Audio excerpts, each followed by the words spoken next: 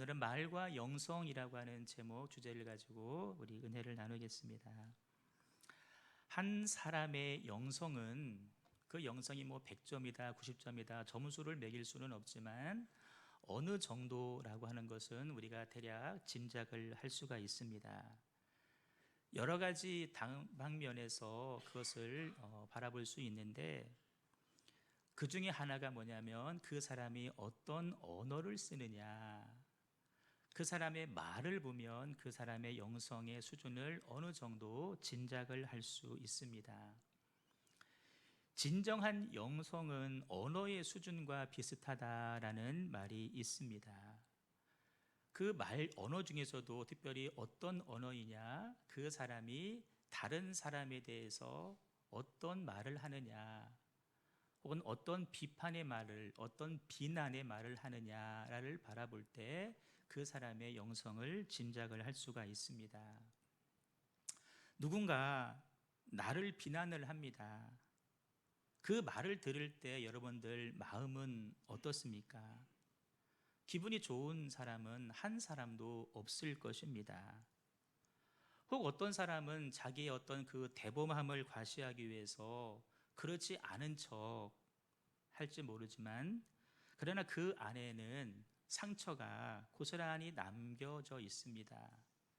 그 상처는 쉽게 치유되지 아니하고 아마 어떤 사람들은 평생 그 상처를 안고 살아가는 경우도 더러 있을 것입니다. 이런 말도 있습니다. 당신의 말은 내게 늘 힘이 됩니다. 우리 언어가 누구에게 커다란 힘이 되고 그 한마디로 인해서 잃어버린 소망을 품기도 하지만, 반대로 비난이나 비방의 말 한마디가 한 사람을 영적인 깊은 수렁에 빠뜨리기도 하고 때로는 영원히 회복 불가능한 상태까지 만들 수도 있다는 것입니다. 그래서 성도는 절대 비난이나 비방의 말을 해서는 안 됩니다.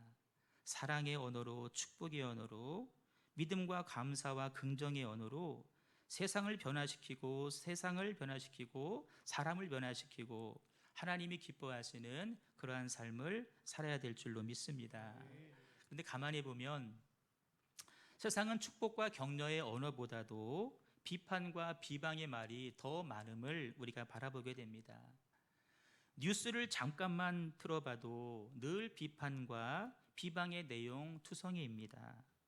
그런 기사를 가만히 보고 있다 보면 나도 그런 사람을 닮아가고 있는 것을 발견하게 됩니다. 여러분, 우리의 교회 생활 중에서 뭐가 가장 어렵습니까? 말씀의 내용이 어렵다, 물론 그런 분들도 계실 거지만, 우리가 고이건 혹은 실수건 우리 입에서 나온 말로 인해서 발생된 상황들, 그 상황이 우리를 정말 힘들게 하지 않습니까? 그것을 해결하는데 꽤 많은 시간과 에너지가 소비되고 그것 때문에 상처받는 일도 종종 생기는 것이 부인할 수 없는 현실입니다. 그러나 우리는 그 문제를 반드시 극복하고 해결해야 됩니다.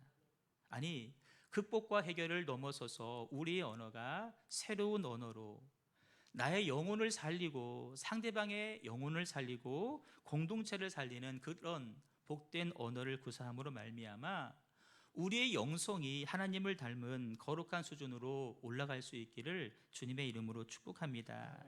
특별히 그 은혜가 더 많은 말을 해야 될 저에게 임하고 우리 모두에게도 그 은혜가 임할 수 있기를 다시 한번 주님의 이름으로 축복합니다. 그 비결이 무엇일까? 오늘 본문을 통해서 한번 생각해 볼 텐데, 여러분 아마 뉴스를 보신 분들은 아실 겁니다. 한국 굴지에 재벌 가족 사이에서 얼마 전 심한 다툼이 있었는데 그 싸움이 언론에까지 공개가 되었습니다. 이제 아버지가 돌아가시고 창업주셨죠. 누나와 여동생을 포함한 세 남매가 회사 경영권을 놓고 심하게 다툼을 벌인 사건이 있었는데, 그와 비슷한 내용이 오늘 본문에 기록되어져 있습니다. 내용은 이렇습니다. 출애굽의 지도자 모세가 광야에서 이방 여인 구스 여인을 아내로 맞이했습니다. 이 구스 여인은 어떤 여인이냐? 아프리카 여러 나라가 있는데 애굽하고 이집트하고 가까이 있는 곳에 에티오피아라고 하는 나라가 있습니다. 그 에티오피아 출신의 여인으로 알려져 있는데, 이들이 왜 이스라엘과 함께 있느냐? 출애굽을 할 때 그들이 이스라엘 민족과 함께 애굽에서 나오게 되었습니다. 수많은 잡족이라고 성경은 표현을 했습니다. 그런데 이 이방 사람들이 광야 생활을 하는 도중에 적지 않은 문제를 야기시켰습니다. 어떤 문제였냐면은 불평과 불만을 그들이 앞서서 하기 시작했습니다. 광야 생활은 고단한 삶입니다. 먹을 거, 마실 거, 입을 거, 잠자리 불편하죠.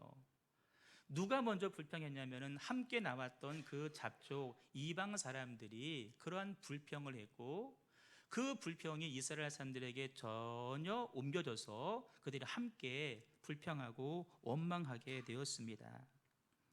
그래서 지도자격인 미리암과 아론이 볼 때 이방 사람들은 눈의 가시거리였습니다. 그런데 모세가, 다른 사람도 아닌 모세가 그 이방 여인 중 하나를 아내로 맞이했으니 그것이 공동체 안에서 얼마나 큰 논란이 되었겠습니까? 그 이전에 미리암과 아론의 마음이 또 얼마나 불편했겠습니까? 더더군다나 이방 여인을 아내로 취하는 것은 하나님께서 율법으로도 금지하신 일이었는데 모세가 앞서서 말씀을 어겼으니 공동체 안에서 큰 혼란이 생겼을 것입니다. 미리암과 아론은 더 이상 참을 수가 없다. 그래서 모세를 비방하기 시작을 했습니다. 아마 율법을 근거로 대면서 미리암과 아론이 모세를 비방했을 것입니다. 근데 여러분, 여기에 주목할 말씀이 있습니다. 미리암과 아론이라고 하는 말씀입니다. 보통 성경은 남자를 먼저 기록하고 여자를 그 다음에 기록하는 것이 보통의 순서인데, 오늘 말씀 봤더니 미리암과 아론이라고 구분을 하고 있습니다. 무슨 의미냐면 모세를 비방하는 데 있어서 미리암이 주도했고 아론은 수동적으로 뒤따랐다는 것입니다. 그 상상이 아닙니까? 아닙니다. 그것을 증명하는 단어가 있습니다. 여기 비방하니라라고 하는 단어를 우리는 볼 때 그냥 볼 수밖에 없겠지만, 이 단어는 테다베르라고 하는 히브리 단어 동사인데, 우리 단어에는 동사에 남성과 여성을 구분하지를 않습니다. 비방했다, 남자가 했는지 여자가 했는지 알 수가 없습니다. 먹었다, 남성인지 여성인지 알 수가 없는데, 히브리 단어에는 동사에도 남성 동사와 여성 동사가 있는데, 이 비방했다는 테다벨이라는 단어는 여성 동사라는 것입니다. 다시 말해서 미리암이 모세를 비방하는데 주동이었고 앞섰고, 그 뒤에 아론이 같이 힘을 보탰다, 그렇게 해석할 수 있는 것입니다. 여러분, 이 말씀을 보면서 여자가 문제다, 그런 말씀 드리고 싶은 것이 아닙니다. 왜 성경이 굳이 남자와 여자를 구분했는지 그 이유를 한번 생각해 보고, 그것이 오늘 우리가 가진 문제일 수도 있다라고 하는 내 내면의 문제를 한번 피차간에 점검해 보자는 것입니다. 여자가 남자보다 더 비판적이다, 절대 그런 말씀 아닙니다. 그런 차원 아니죠. 두 사람의 모세를 향한 비판의 본질을 알아야 되는데, 왜 그들이 비판했느냐, 결론부터 말씀드리면, 이들이 모세를 비판한 것은 눈에 보이는 대로 모세가 이방 여인을 취했기 때문만은 아니었고, 도덕적으로나 신앙적으로 어떤 문제가 있어서 비판한 것도 아니었고, 또 다른 이유, 그것은 영적인 이유입니다. 그 영적인 이유 때문에 미리암이 앞서서 주동해서 모세를 비난했고 아론도 뒤따랐다. 그것이 어쩌면 제 안에 있는 모습이고 우리에게 있는 모습일 수 있다는 것을 우리가 한번 보자는 것입니다. 여러분, 모세는 하나님이 쓰시는 사람입니다. 왜 그를 비난했을까요? 더군다나 모세는 남도 아니고 자기의 가족입니다. 자기의 식구입니다. 왜 미리암과 아론이 모세를 비난했을까? 이유는 이것입니다. 이 두 사람이 모세를 향해서 어떤 열등의식 혹은 비교 감정을 가지고 있었다는 것입니다. 하나님은 지금까지 모세라고 하는 한 사람을 통해서 하나님의 일을 이루어 오셨는데 이 두 사람이 바라볼 때는 그것이 영 마음에 들지 않았던 것입니다. 모세를 통해 이루신 하나님의 일을 하나님의 역사로 보지 아니하고 모세의 독단적인 행동으로 그들이 이해했다는 것입니다. 모세 한 사람만이 주목받는 것이 그들 마음에 들지 않았습니다. 모세 한 사람만 드러나는 것이 그들 마음을 불편하게 했다는 것입니다. 그 불만이 모세의 구스 여인을 취하는 행동으로 말미암아 비로소 밖으로 표출되기 시작했다는 것입니다. 그 증거는 2절에서 확인할 수가 있습니다. 그들이 이르되 여호와께서 모세와만 말씀하셨느냐 우리와도 말씀하지 아니하셨느냐. 여러분, 아론은 대제사장입니다. 다시 말해서 이스라엘 민족들 가운데 종교적으로 최고 어른이라는 말입니다. 또 미리암도 선지자라고 인정받고 있는 그런 상황이었습니다. 그럴 때 하나님이 왜 당신에게만 얘기하냐, 우리에게도 말씀하지 아니하시느냐. 우리도 하나님의 말씀을 들을 수 있고 우리도 하나님의 뜻을 알 수 있는데 왜 모세 당신만 그렇게 혼자 앞서서 독단적으로 행동하느냐. 이걸 이해를 돕기 위해서 더 심하게 표현을 하면 모세 당신만 기도해, 나도 기도해. 당신만 하나님 말씀 알아, 우리도 알아. 이런 의미로 해석할 수 있는 것입니다. 그러니 당신이 이방 여인을 취한 것은 분명히 말씀에 잘못되어 있지, 잘못된 거야 라고 문제 제기를 하는 것입니다. 대중의 일반 정서로 볼 때, 세상의 보통 기준으로 바라볼 때 미리암은 소위 말해 바른 말을 한 사람입니다. 이런 바른 말을 우리도 좋아합니다.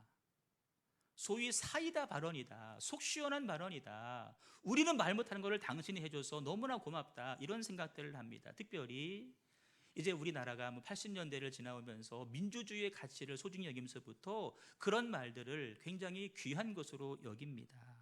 그런데 여러분, 세상의 가치는 그렇고 사람들은 그렇게 동의한다 할지라도 그러면 성경은 그 일에 대해서 어떤 입장을 취할까? 하나님도 그 일에 대해서 동의하실까를 한번 생각해 봐야 됩니다. 우리의 그러한 고정관념의 하나님은 찬물을 끼얹으십니다. 뭘 보면 알 수 있느냐? 미리암과 아론은 모세의 행위가 도덕적 혹은 신앙적으로 옳은 것이었는지를 묻고 있습니다. 잘했냐 못했냐를 지금 묻고 따지고 있습니다. 이에 대해서 성경은, 하나님은 이런 반구의 언급 자체를 하지 않고 있다는 것입니다. 더 나아가서 어쩌면 일부러 고의적으로 모른 채 하시고 더 나아가서 하나님은 모세를 두둔하고 있다는 것입니다. 우리가 볼 때 모세 역시 심판 혹은 징계를 받아야 되는데 미리암 혼자 징계를 받았고 아론은 모세 앞에 나가서 사죄해야 되는 그런 상황으로 하나님께서 이끌어 가셨습니다. 성경은 두 가지를 언급하시는데 그 언급이 너무나 의미심장합니다. 2절 보시면 이렇게 말씀합니다. 여호와께서 이 말을 들으셨다라고 말씀을 하고 있습니다. 여러분, 전지하시고 전능하신 하나님께서 못 보시는 것이 있을까? 하나도 없습니다. 하나님께서 듣지 못하는 것이 있으실까? 하나도 없습니다. 마땅히 그럼 하나님은 모세가 구스 여인을 취하는 것을 눈으로 보셨을 것입니다. 알고 계실 것입니다. 그에 대한 미리암과 아론의 비난 역시도 다 듣고 계셨습니다. 그런데도 하나님은 뭐라고 말씀하시냐? 내가 모세의 잘못을 봤다라는 말씀하지 않으시고 내가 너희들의 그 비난의 말을 들었다라고만 말씀하고 계십니다. 무슨 의미일까? 어떤 의도가 있다라는 말씀입니다. 모세를 향한 그들의 비방, 세상 기준으로 볼 때는 바른 말이고 정당한 말이지만 하나님은 그것이 마음속에 불편하셨습니다. 모세가 행한 일이 잘했다가 아니라 모세가 행한 일에 대한 미리암과 아론의 반응을 바라보시면서 하나님 마음이 불편하셨던 것입니다. 3절을 보십시오. 이 사람 모세는 온유함이 지면의 모든 사람보다 더하더라. 더 나가서 하나님은 지금 모세를 두둔하고 계십니다.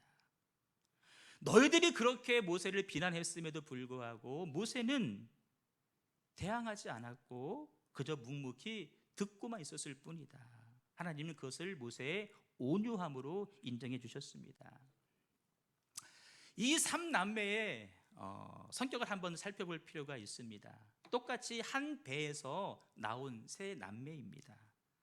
먼저 아론입니다. 아론은 언변이 좋은 사람이어서 모세의 대변인으로 세움받은 사람입니다. 그런데 아론은 성격이 분명하지 못하고 약간 소심했습니다. 좌지우지되는 그러한 사람이었습니다. 중심이 약했던 사람입니다. 그 예가 금송아지 사건입니다. 모세가 율법을 받으러 산에 올라갔을 때 안 내려오니까 백성들이 우리를 인도해 줄 신을 좀 만들어 주세요 라고 일종의 여론을 형성을 합니다. 여론을 형성해서 아론을 압박을 했습니다. 그때 아론이 어떻게 해야 될까? 그거는 안 된다고, 그건 잘못된 행위라고 그들을 말렸어야 되는데 그 요구를 들어주고 말았습니다. 주변에서 흔히 볼 수 있는 금송아지를 만들고 그것을 출애굽을 주도한 하나님이라고 가리키면서 이게 이제 하나님이야, 이분을 섬겨라고 아론이 이야기를 했습니다. 이거 바라보면 아론은 참 귀한 사역 감당했지만 줏대가 그리 강한 분은 아니었습니다. 오늘 본문에도 보시면 미리암이 주동을 했고 아론은 거기에서 편을 든 것입니다. 아마 미리암이 그랬겠죠. 오빠 이거 해야 되는 거 아니요? 그래요, 내가 도와줄게. 수동적으로 따라온 것입니다. 그런가 하면 미리암을 보십시오. 미리암은 주도형 인물입니다. 적극적인 사람입니다. 모세가 태어났을 때 바로왕이 명하기를 사내 아이가 태어나면 다 죽이라고 했습니다. 모세의 부모가 그를 숨겨서 길렀습니다. 그런데 더 이상 숨길 수가 없었습니다. 갈대 상자에 담아서 나일강에 띄울 때 그 마지막까지 자리를 지킨 사람이 누구였습니까? 미리암이었습니다. 마침 바로의 딸이 왔을 때 얼른 다가가서 내가 이 아이의 유모를 구해주겠다, 친엄마를 붙이지 않습니까? 여러분, 우리는 말씀을 통해서 읽지만 이것이 보통 어려운 일이겠습니까? 보통 강심장 아니면 할 수 없는 일인데 미리암이 그 일을 주도했습니다. 나중에 애굽에서 나왔을 때 온 백성들이 보는 앞에서 춤을 추면서 소고를 흔들면서 노래했던 사람이 바로 미리암입니다. 다 함께 노래하자고 백성들을 선동했던 사람이 미리암입니다. 주도적인 인물입니다. 그래서 이 일도 미리암이 앞장서서 했다는 것입니다. 그런가 하면 모세는 어떤 사람인가? 어느 곳에서도 자기를 내세우지 않습니다. 어떤 때에도 하나님보다 모세는 앞서지를 않았습니다. 이를 두고 민수기는 모세가 극도로 온유했다라고 말씀을 하고 있습니다. 하나님만 철저하게 의지하는 사람, 그 마음의 자세를 가지는 겸허한 사람이 모세였다. 여러분, 말씀드린 그 미리암의 입장에서 모세를 바라볼 때 모세가 자기 마음에 들었을까요? 들지 않았을 것입니다. 적극적인 주도적인 미리암 입장에서 모세를 바라볼 때 모세는 자기와 너무나 다른 사람이었고 마음에 들지 않았을 것입니다. 더군다나 모세는 우리가 저거 내가 업어서 키웠다는 말을 하죠. 동생 바라보면서 저거 내가 업어서 키운 아이야 라는 그런 마음을 가지고 있습니다. 그런데 어느 순간부터 모든 관심과 모든 영광이 모세에게 집중되고 있습니다. 그걸 바라보면서 미리암의 마음 한구석에 뭔가 미묘한 불편한 감정이 싹트기 시작했다는 것입니다. 그러던 차에 오늘 모세가 구스 여인을 취하자 그 속에 담고 있던 불편스러운 마음이 한순간에 터져나오고 말았던 것입니다. 겉으로 볼 때는 모세가 구스 여인을 취해서 나타난 현상처럼 보일지 모르지만 그러나 그 내면에는 뭐가 있다? 모세를 향한 불평과 불만이 오늘 사건을 일으킨 주된 요인이라는 것입니다. 그래서 성경은 이렇게 말씀합니다. 주목할 것이 있다. 눈에 보이는 것이 아니라 보이지 않는 것을 주목해야 된다. 겉에 그게 다가 아니라는 것입니다. 그래서 우리의 싸움은 눈에 보이는 사람과의 싸움이 아니라는 것입니다. 보이지 않는 악한 것과의 싸움이라는 것입니다. 미리암이 평소 모세를 향해서 불편스러운 마음을 가지고 살 때, 그럼 모세는 그 미리암의 마음을 느꼈을까 못 느꼈을까? 느꼈습니다. 충분히 모세도 그들의 마음을 다 헤아리고 있었습니다. 그런데 모세는 어떻게 했습니까? 말이 없습니다. 그에 대해 1절 모세는 언급 자체를 하지 않습니다. 느끼기는 느끼는데 말하지 못하는 모세의 마음, 모세는 얼마나 힘이 들었을까요? 그래서 아마 더 외로웠을 것입니다. 아내 십보라라도 있으면 같이 대화하면서 위로받을 텐데 지금 아내 십보라마저 죽고 없습니다. 모세는 혼자입니다. 더 외로웠겠죠. 아마 제가 상상해 보는 겁니다. 그러던 차에 이 구스 여인이 모세의 마음을 헤아려주고 모세를 위로하지 않았을까? 그래서 모세는 그 여인이 이방 여인인 것을 알면서도 그를 아내로 맞이했다는 것입니다. 그러면 하나님은 지금 이 상황을 다 알고 계실 테인데 그 아픔이 있음에도 불구하고 말하지 못하는 그 모세의 심정 하나님이 모르셨을까? 알고 있습니다. 그가 구스 여인을 취한 것도 하나님은 알고 계십니다. 하지만 하나님은 모세를 향해서 나무라지 않으셨습니다. 도리어 그를 두둔하셨습니다. 그래서 이 사람은 온유한 사람이다. 여러분, 모세는 자기를 변호하기 위한 어떤 변명도 해명도 하지를 않았습니다. 노여워하거나 받아치지를 않았습니다. 모든 아픔을 모세는 홀로 끌어안았습니다. 이런 성품을 가져서 성경은 온유함이라고 이야기를 합니다. 온유함 이미 다 아실 겁니다. 길들여진 야생마입니다. 속에 화가 있고 분노가 있지만 그것이 잘 다스려진 상태가 온유함입니다. 어떠한 상황과 아픔 가운데에서 무슨 상황 가운데에서도 그것을 다 이를 악물고 꾹 참는 것입니다. 다 내가 수용하는 것이죠. 그 수용성, 수용의 능력, 그것이 온유함입니다. 온유함의 최고는 예수님인데 이 모세조차도 예수님의 그 온유함을 닮았습니다. 그것이 하나님 보시기에 마음이 들었습니다. 그래서 이렇게 말씀합니다. 그 어떤 선지자에게 내가 꿈을 통해서 말을 해주기도 하지만 선지자는 미리암도 선지자라고 그랬지 너는 내가 꿈을 통해 말할지 모르지만 그러나 내가 이 모세만큼은 대면하여서 얘기할 것이다. 여러분, 미리암 선지자 맞습니다. 하나님이 꿈으로 말씀하십니다. 그러나 모세는 그보다 더 귀한 사람이라는 것이죠. 대면하여 직접 얘기한다. 말씀이 있습니다. 시작. 내 종 모세와는 그렇지 아니하니 그는 내 온 집에 충성함이라. 그와는 내가 대면하여 명백히 말하고 은밀한 말로 하지 아니하며 그는 또 여호와의 형상을 보거늘. 아멘. 더 나가서 8절 끝에 보시면 이렇게 말씀합니다. 모세 내 종이라는 것입니다. 내 종인데 어찌 너희들이 모세 비방하기를 두려워하지 아니하느냐라고 하나님이 말씀을 하십니다. 이런 의미에서 미리암과 아론의 모세를 향한 죄목은 무엇입니까? 모세를 향한 비방은 하나님을 거역한 것이나 마찬가지라고 하나님은 인식하고 있다는 것입니다. 왜 너희가 나 하나님을 비방하느냐? 로마 교회 안에 채식주의자들과 육식주의자들 사이에 심한 갈등이 생겼습니다. 서로를 막 비난했습니다. 그럴 때 그 소식을 들은 바울이 그들을 권면하면서 이런 이유를 댑니다. 말씀 크게 있습니다. 시작. 먹는 자는 먹지 않는 자를 업신여기지 말고 먹지 않는 자는 먹는 자를 비판하지 말라. 이는 하나님이 그를 받으셨습니다. 남의 하인을 비판하는 너는 누구냐? 그가 서 있는 것이나 넘어지는 것이 자기 주인에게 있음에 그가 세움을 받으리니 이는 그를 세우시는 권능이 주께 있음이라. 아멘. 네가 비판하는 그 사람 하나님이 받으신 사람이다. 네가 비판하는 그 사람 하나님이 세우신 사람이야. 그를 세우신 권능이 주님에게 있어. 그런데 왜 하나님이 세우신 그 사람을 네가 임으로 판단하고 임으로 비판하느냐라고 바울이 권면을 합니다. 고린도 교회를 향한 바울이 이렇게 이야기를 합니다. 말씀 있습니다. 시작. 그러므로 때가 이르기 전 곧 주께서 오시기 아무것도 판단하지 말라. 그가 어둠에 감추인 것들을 드러내고 마음의 뜻을 나타내시리니 그때에 각 사람에게 하나님으로부터 칭찬이 있으리라. 주님께서 오시는 그날까지 너희들은 아무것도 판단하지 말고 가만히 있어라.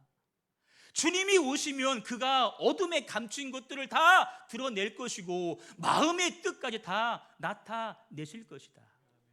그리고 지금은 판단하고 내가 평가할 그런 시기가 아니라는 것입니다. 유보해라.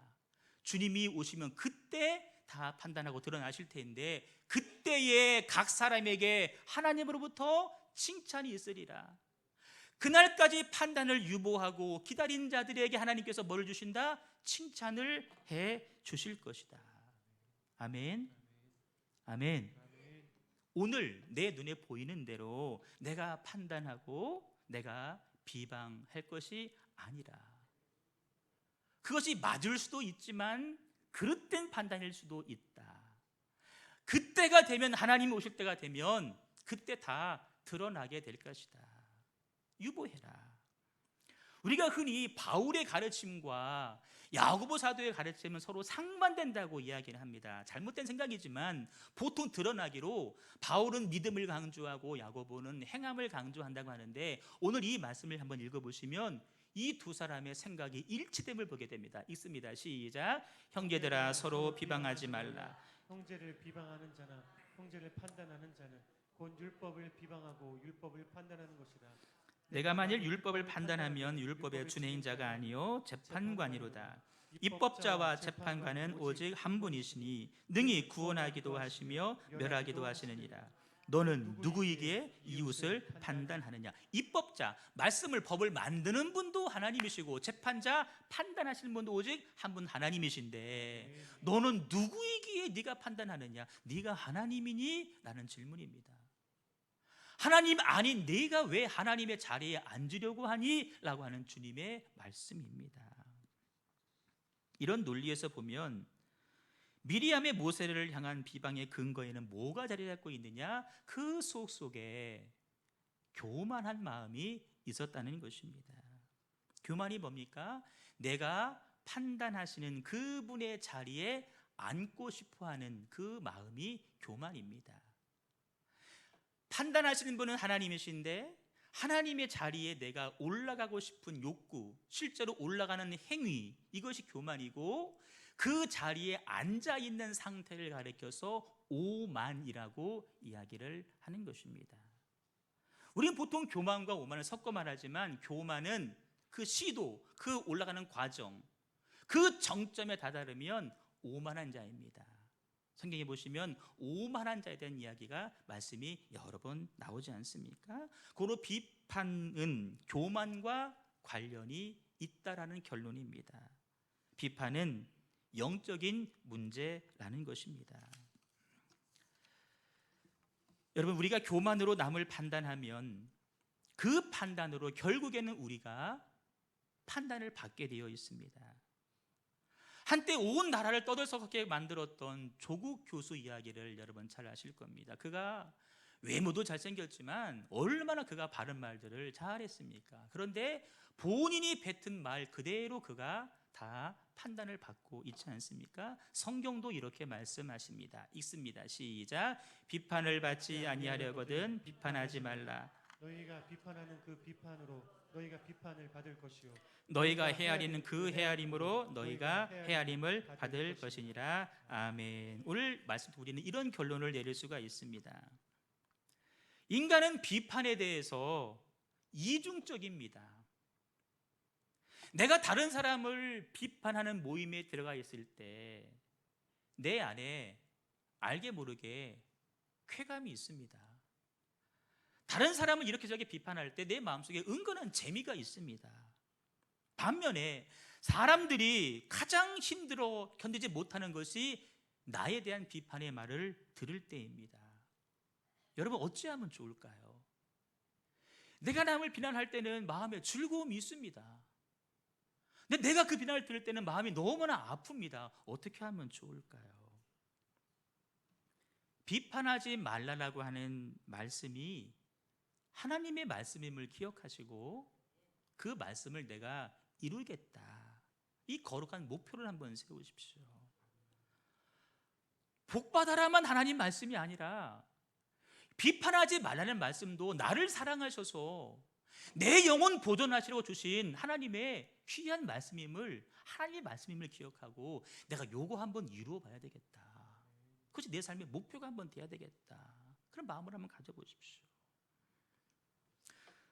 우리가 하나님의 사람들인 형제와 자매를 비방할 때 하나님은 그 소리를 다 듣고 계시다는 사실을 기억하십시오. 지금 하나님 이 자리에서 내 이 말을 다 듣고 계시다. 하나님은 들으시는데 들으신 걸로 끝나는 것이 아니라 이렇게까지 말씀하십니다. 너희 말이 내 귀에 들린 대로 내가 너희에게 행할 것이다. 들린 그대로 행할 것이다. 비방하지 않는 것을 넘어서서 우리가 어떻게 하면 좋을까? 에베소서 말씀을 같이 읽습니다. 시작. 서로 친절하게 하며 불쌍히 여기며 서로 용서하기를 하나님이 그리스도 안에서 너희를 용서하신다. 비판하지 말라는 그냥 구약의 율법입니다. 그런데 우리는 비판 안 하는 것을 넘어서서 서로 불쌍히 여겨주고 서로 용서하기를, 누구처럼? 그리스도가 우리를 용서하심처럼 해야 된다. 누군가의 잘못이 눈에 들어왔습니다. 그것을 말하고 싶습니다. 아무리 그게 명확하고 분명한 사실이라고 해도 여러분, 즉시 비난하거나 비판하지 마십시오. 대신 겸손한 마음으로 나를 살펴 이것이 내 안에 교만에서 시작된 일인지 내 안에 시기에서 시작된 일인지를 점검을 해보십시오. 나라고 하는 사람은, 우리 각자는 내가 생각한 것보다 훨씬 더 거짓되고 부패한 사람들입니다. 성경이 말합니다. 만물보다 우리 마음이 더 거짓되고 더 부패했다. 정확한 진단 아니겠습니까? 내 마음이 그렇다면 인정하신다라면 하나님 지금 비판하고 싶습니다. 어떻게 하면 좋을까요? 비판하기 전에 하나님 앞에 내 마음을 내어드리십시오. 하나님, 내 마음을 하나님이 감찰해 주십시오. 내 마음을 그리고 고쳐주십시오. 내 안에 무슨 악한 행위가 있는지 하나님께서 바라보시고 나를 영원한 길로 하나님 인도해 주시옵소서. 내 마음을 그분 앞에 먼저 드리는 것입니다. 언제? 비판하고 싶은 마음이 들 때. 하나님, 이 마음이 왜 들까요? 교만일까요? 시기일까요? 하나님 먼저 진찰해 주세요. 나를 그리고 영원한 생명의 길로 인도해 주시옵소서. 마지막 한 가지, 나를 비판하는 그 사람을 위해서 기도해 주시고 내가 비판하고 싶은 그 사람을 위해서도 품고 기도해 주십시오. 여러분, 모세는 분명히 율법을 어겼습니다. 구수연을 취했습니다. 그 모습을 미리암과 아론이 바라봤습니다. 그걸 바라봤을 때 이 두 사람이, 미리암이 먼저 그 문제를 가지고 하나님 앞에 나가서 조용히 구했다고 한다면 그 기도를 들으신 하나님께서 모세에게 말씀하시고 깨닫게 하지 않으셨겠습니까? 근데 그 과정을 생략했습니다. 직접 모세에게 잘못을 지적을 했습니다. 그럴 때 하나님이 어떤 태도를 취하셨는지는 이미 다 말씀을 드렸습니다. 오늘 말씀을 정리합니다. 오늘 말씀에 오해가 없기를 바랍니다. 목사가 잘못해도, 주중대 잘못해도 다 덮어줘, 모른 채, 그런 얘기가 절대로 아닙니다. 우리 내면의 모습을 성찰해 보자는 것입니다. 먼저는 저부터, 우리 모두가 우리 내면의 모습을 한번 성찰해 보자는 것입니다. 왜? 언어는 영성과 깊은 관련이 있기 때문에 그렇습니다. 바라기는 우리가 하나님을 닮은 언어로 나를 살리고 성도를 살리고 이웃을 살리고 공동체를 살리는 그런 축복의 언어를 소유해서 모두가 사는 은혜와 축복이 있기를 주님의 이름으로 축원합니다. 우리 찬양하겠습니다.